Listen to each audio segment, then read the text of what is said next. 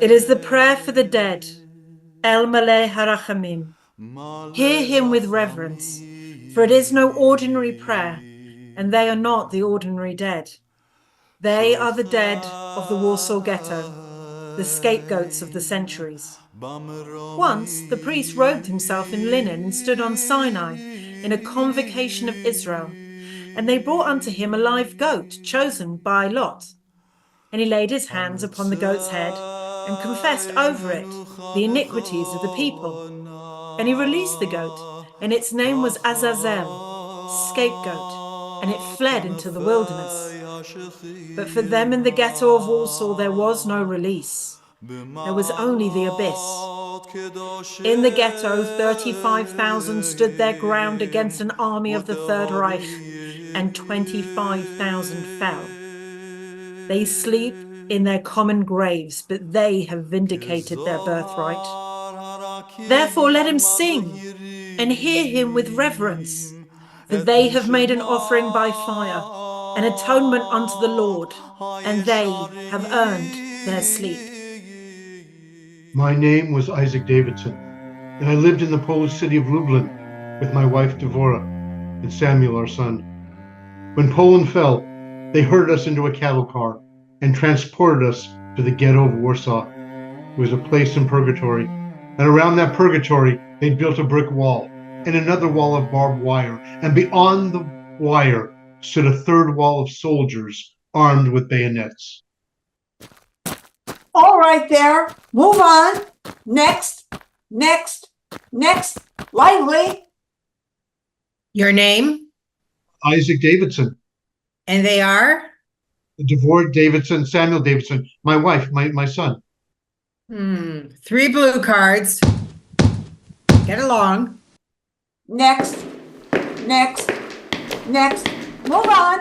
Pick up your feet. There's no funeral. 3 blue cards, stamped with the letter J. Bread cards, each card a pound of bread a week, as precious as life. Devorah held the cards in her hand, and we went to the tenement in the Twarda district, to the place where we were to live.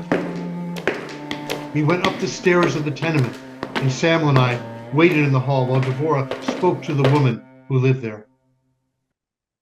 They said you would know where we are supposed to stay.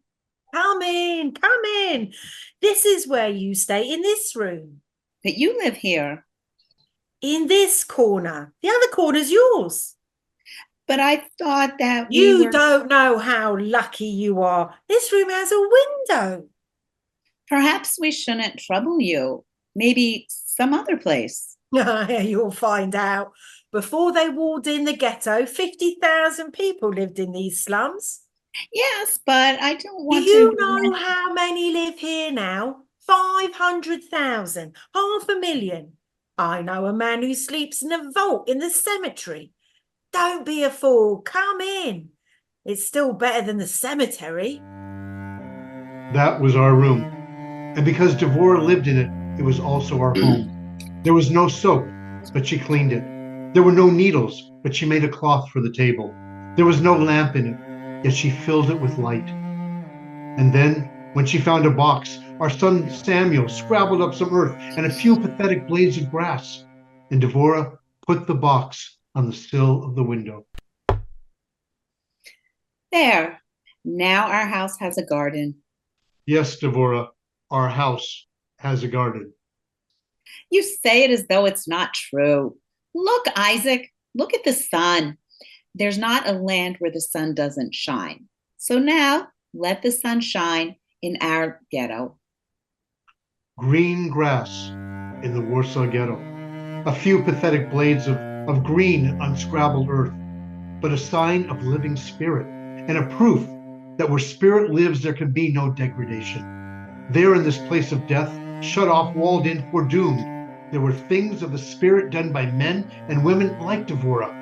In the ghetto of Warsaw, there was beauty and camaraderie and learning. There are 7 marks of an uncultured man and 7 marks of a wise man. Do you know what they are, Samuel? The wise man does not speak before him who is greater. in wisdom and does not break in on the speech of his fellow. He is not hasty to answer. He questions according to the subject matter and answers to the point. He speaks on the first things first and upon the last things last. Regarding that which he has not understood, he says, I do not understand it, and he acknowledges the truth. And the mark of an uncultured man? The reverse of all these things. Very good, Samuel.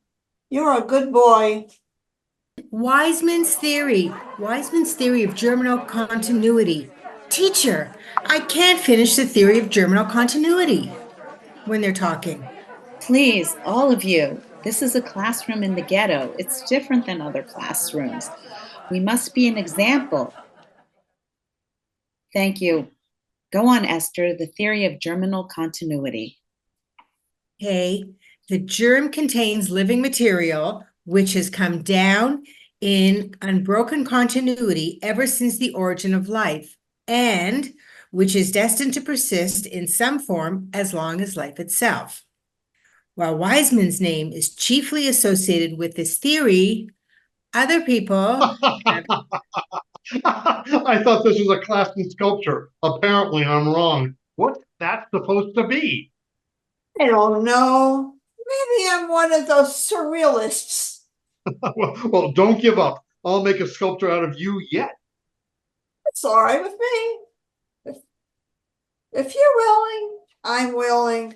But my father made me a plumber, and I guess I'll always be a plumber. Now, if I had my tools and a piece of brass pipe, I'd show you some real sculpture. Boy, say ah, ah. Ah, Okay, wider, a little more. Ah, there, that will do, boy. Why didn't you bring him in earlier? It's my fault. I didn't know there was a clinic here. His tonsils are badly infected. They'll have to come out. I don't have money to pay you. There's nothing to pay here. Money can't buy what no one will sell us. No. Nope, we need drugs, instruments, and anesthetic. And you operate without anesthesia? please, doctor, will it hurt? Yes, it will hurt. In the ghetto, everything hurts. Perhaps tomorrow it will be different. The ghetto waited for tomorrow. It tried to do with dignity and self-respect. Sometimes it was hard, but the ghetto tried. In the cellars of the tenements, the children went to classes, and wherever there was a patch of dirt, the older boys studied agriculture. Carpenters taught their trade to clerks with thin chests. The watchmakers and leather workers opened trade schools. The artists taught their art. And all of this was free. Whoever wanted to learn was welcome. It was a somber, grim, melancholy place, heavy with foreboding of death. But we encouraged each other to work, to study, and to laugh.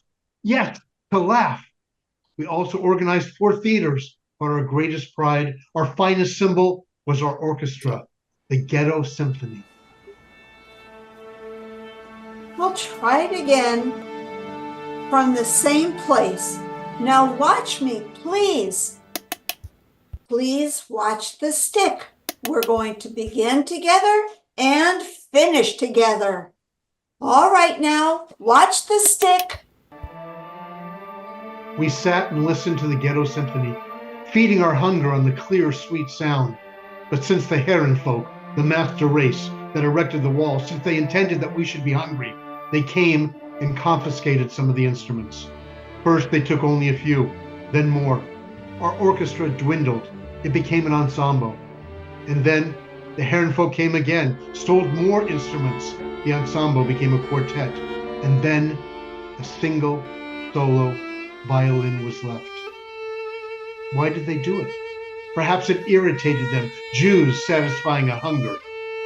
We were left with hunger. And where there is hunger, the plague always follows. The plague came, and 17,800 people died of spotted typhus in Warsaw. And of these, 15,758 or Jews.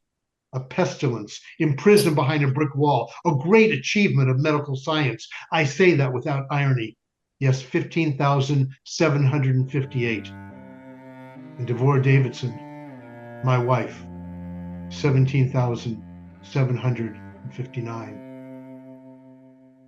Samuel, leave her. You cannot help her anymore. Mama, Mama. Come here, Samuel. She cannot hear you. You're a big boy. You mustn't cry. Here, let me wash your face. She wouldn't like to see you with a dirty face. Stop crying now. I'll try. Will you do something for me, Samuel? Yes, if I can.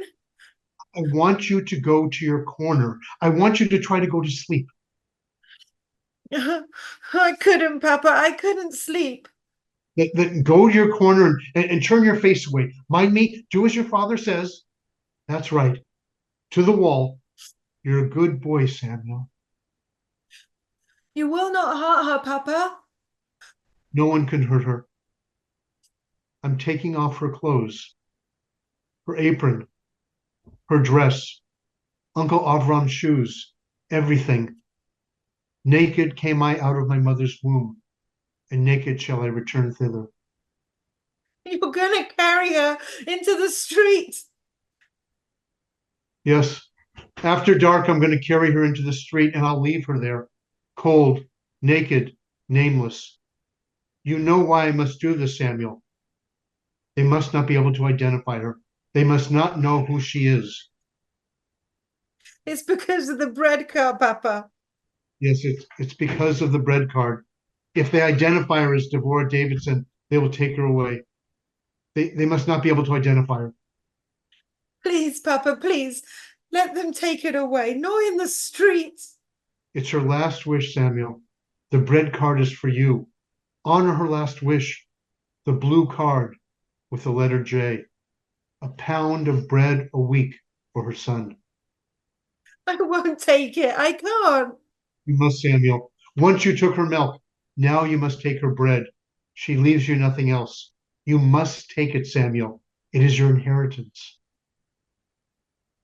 Iskadal veiskadash shmei rabba volmo divrach yusei veyamlich machusei v'chayechon uveyomechon uv'chayei dechol beis Yisrael v'agala uvizmon koriv v'imru Amen. That was our degradation. In the ghetto of Warsaw, we divided dead men's bread. Have you tasted dead men's bread? The taste is bitter. It's dry in the mouth because the saliva will not flow. This is what we ate, and this is how we lived. The 500,000 in the Warsaw Ghetto. But not 500,000 for long. On June 22nd, 1942, armored cars escorted a convoy of black trucks into the ghetto. They seized men and women and children, packed them into the trucks, and these were the uncoffined dead who never returned. And each day thereafter, the black trucks came, and each day when they left, there was weeping in the ghetto. I've seen the faces of the men who did these things. They were men like other men. Some were old, some were young, with eyes, skin, flesh, nails, a requisite number of fingers. I looked into their faces and did not believe, but the trucks continued to come. And it must be said that the thing they did was monstrous. It was a monstrous thing done with order and method, for they take pride in order. July 22nd, 1942. 6,289. Destination Treblinka. July 23rd. 7,820. Destination Auschwitz. July 24th. 7,444. Destination Belzec. Done with method, precise, efficient, recorded. Treblinka, Auschwitz, Belzec, Sobibor, Majdanek. A lethal gas chamber, an electric furnace, a poison pit, an execution field, a cemetery. And also add 10,000 brave, hopeless, tragic men who seized sticks and stones and knives and bare fists and charged the tanks and tried to take the trucks. Add their bodies to the list for 10 days of June 1942. Make your total, and then add 2 precise, methodical, documented months in August, September 1942. Reckon it. Do it carefully. You cannot do it on your fingers, no. Let me give you the sum. Listen. 275,954 fewer bread cards in the ghetto. Swift, accurate, final, quicker than typhus, surer than hunger. They sent the black trucks because the hunger and pestilence was too slow and too merciful.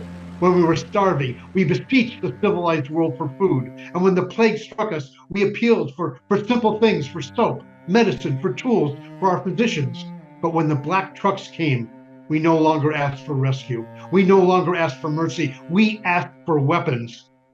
Through the Polish underground, which carried our appeals, we asked England, Russia, and the United States for weapons, and there was silence. You did not answer. And then through the Polish underground, there came your answer, resolutions of sympathy, phrased with felicity. It was greater injury than silence.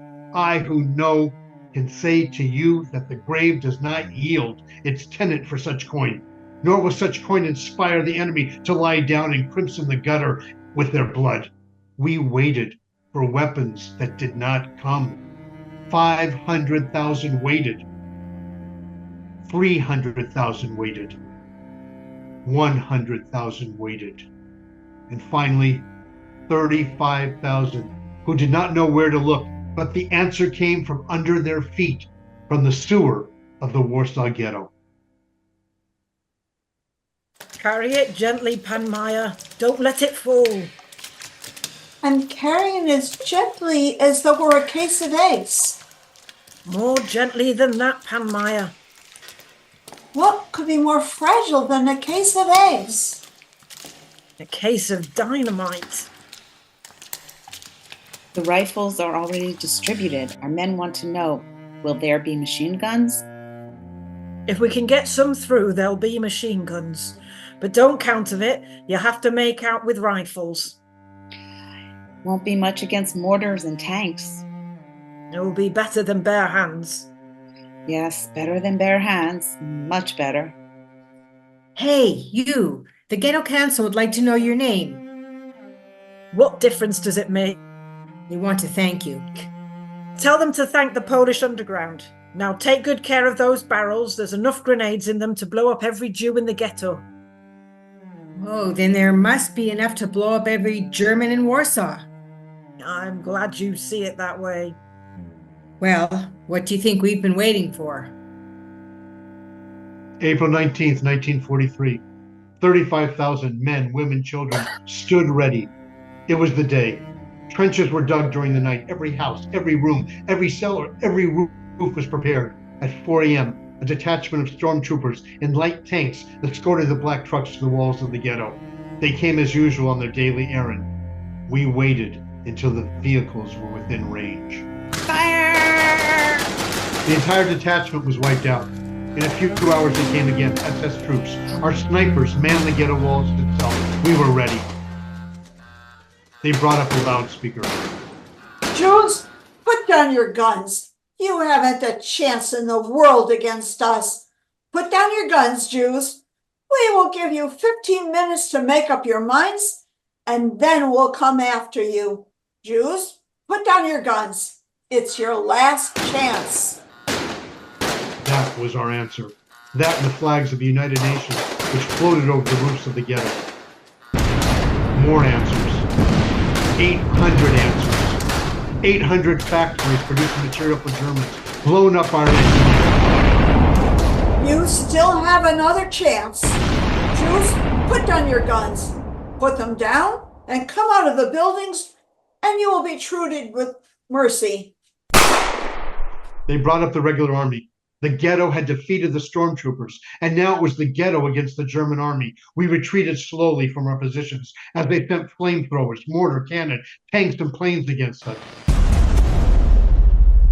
April 20th, April 25th, May 2nd, May 6th, May 10th, May 14th, May 18th, May 20th, May 22nd, May 25th. They planted landmines under the tenements and blew them up one by one.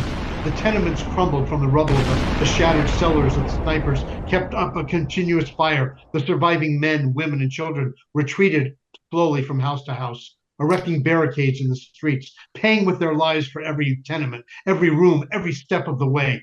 When their ammunition ran out, they used broken furniture as clubs and hurled stones. On the 20th day, the enemy shut off the water supply, and planes dropped incendiary bombs. The entire ghetto was in flames. Those who were not burned alive were slaughtered by the Nazis. Isaac Davidson, Isaac, down here in the trench. Panmeyer's arm had been blown up at the elbow. I spoke to him. Let me tie a tourniquet around your arm. Don't waste the bandage on me. Tell me, how is it going? We're still fighting. After 37 days, a few Jews with guns fighting a Nazi army for 37 days. The blood ran from the shattered stump and soaked the ground, but he smiled. They are really very foolish. They should have known that the ghetto would explode. They know now. How many did we kill? Some say 1,000, some say 1,200. The smile lingered on his lips, even as his eyes began to glaze, and he spoke an epitaph for the Warsaw Ghetto. It is not for thee to complete the work, but neither art thou free to desist from it. Tell them to mark that on my grave. Yes, tell them to mark it on our graves. It is not for thee to complete the work, but neither art thou free to desist from it. Hear him with reverence, for he sings the prayer for the dead, 25,000 dead. It is no ordinary prayer, and they are no ordinary dead, for they are the dead of the Warsaw Ghetto in the year 1943. Tonight they sleep in their last trench, their choirs dispersed in ashes, their holy books sodden in the 7th month's rain, and the rubble deep on the thresholds of their houses. They were Jews with guns. Understand that and hear him with reverence as he chants the prayer. For on the page of their agony they wrote a sentence that shall be an atonement, and it is this: give me grace and give me dignity and teach me to die, and let my prison be my fortress, my wailing wall a stockade. For I have been to Egypt, and I am not departed.